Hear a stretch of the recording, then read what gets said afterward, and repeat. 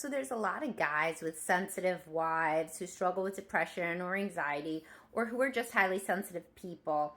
And when the woman complains about work or about housework or about parenting or about anything, the very first thing they say is, well, then stop, don't do it, right? I'll outsource it. You don't have to work. We could get a babysitter.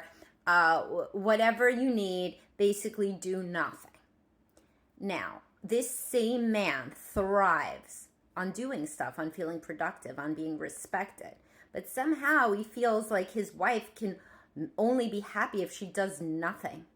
You know, a different way to think about this is if your wife complains about something, compliment her in that sphere. So if she says, work was really hard today, I hate my boss, I did this presentation and I worry about it.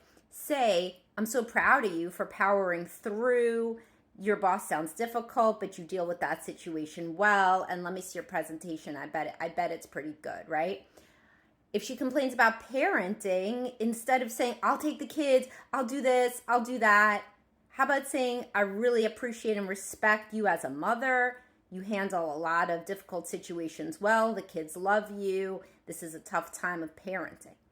Because I've seen in a lot of marriages, the guy responds with, well, just don't do it. Just don't do it. And what she takes that as is a complete lack of respect. Like, man, he must think I'm even worse than I thought I was. He doesn't even think I could handle this at all. And the less you do, by the way, with depression and anxiety, the worse those things get.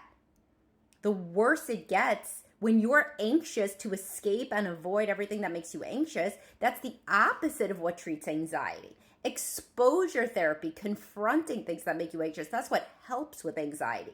With depression, the worst possible thing would be giving her a situation where she could just lay around all day and scroll on her phone.